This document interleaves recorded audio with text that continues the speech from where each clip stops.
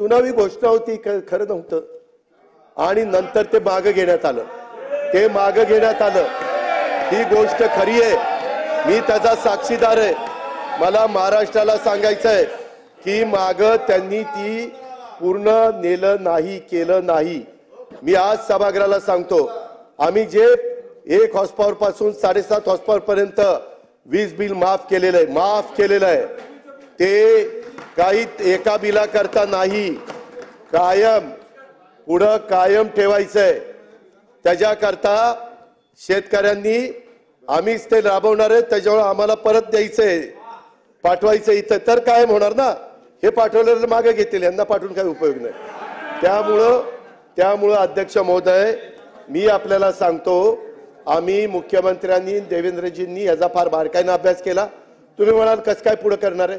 काल देवेंद्रजींनी सांगितलं आपण एकंदरीत 9000 मेगावॅट वीज सोलरवर तयार करतोय, सगळ्या जमिनी वगैरे दिल्या, टेंडर निघालेली आहेत, तेवढी वीज आपल्याला ₹2.80 ते ₹3.20 मिळते। आताची वीज आपल्याला ₹7 द्यावी लागती, शेतकऱ्यांना सबसिडी तो सगळा भार आपल्याला सहन करावा लागतोय।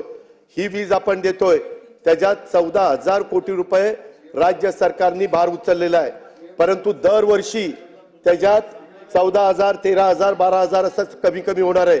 आणि स्वतः ऊर्जा मंत्र्यांनी काल सभागृहाला सांगितलेलं आहे की या सगळ्या गोष्टीला 1.5 वर्ष लागणार आहे। त्याच्यामुळे कामं जोरात चाललीत, कारण त्यांना, त्या उद्योगपतींना केंद्राची 30% सबसिडी मिळवायची आणि ती सबसिडी मिळवण्याच्या करता त्यांना तो प्रकल्प मर्यादित काळात मार्गी लावणं गरजेचं होतं। जमीन तर आपलीच आपण त्यांना दिलेली आहे, त्याच्यावर तो काही प्रश्न नाही। त्यामुळं हे जे काही आता सांगतायत, ह्यांनी सांगितलेला चुनावी जुमला आहे, आम्ही सांगितलेला चुनावी जुमला नाही, हे पण मी आपल्याला सगळ्यांना सांगेन। अध्यक्ष महोदय, त्यामध्ये महाराष्ट्र राज्याचा विचार आपण, मला नेहमी सन्माननीय सदस्य म्हणायचे की ₹500 सिलेंडरला, जयंतरावांनी पण सांगितलं सिलेंडरला ₹500 देण्याचा विचार करा।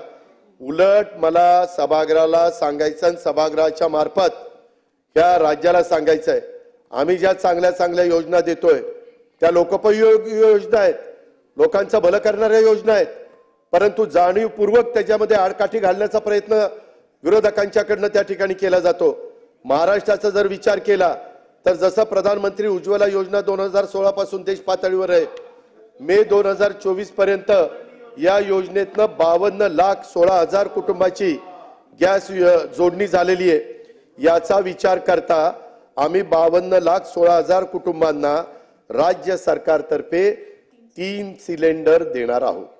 खुल्या बाजारात त्या सिलेंडरची किंमत ₹830 आहे, म्हणजे उज्ज्वला मधनं लाभार्थ्यांना ₹300 देतात मोदी साहेब, त्याच्यामुळं 12 सिलेंडरला ₹530 त्यांना द्यावे लागतात, कुणाला? आमच्या लाभार्थ्यांना।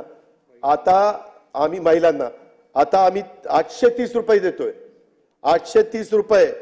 जयंतराव, तुम्ही मला म्हणलं 3 मोफत सिलेंडर देण्याऐवजी सिलेंडरची किंमत ₹500 करा, ती ₹500 केली तर साधारण ₹30 प्रमाणे ₹360 त्या महिलेला जात आहेत। आता आम्ही ती 830 देतोय, त्याच्यामुळे सबसिडी जवळपास 300 वजा केली तरी लाभार्थ्याला ₹530 सिलेंडर त्या ठिकाणी पडतो।